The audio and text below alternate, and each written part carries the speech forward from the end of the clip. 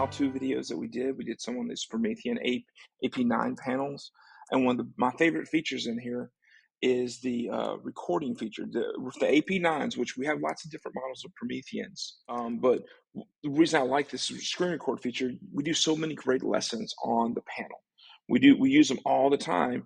But what happens if your student's missing? What happens if they're not here? Well, one of the cool things you can do is you can record your lesson as you draw and as you write. You can set up the screen recording and record what you're teaching.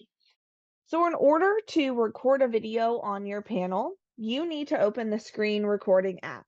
So you'll click your Flame, Applications, and then find your screen recording application. Go ahead and tap that.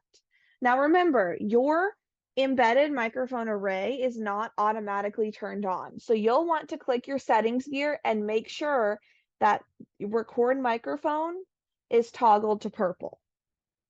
Now, once this is on, you can tap record and it will give you your countdown.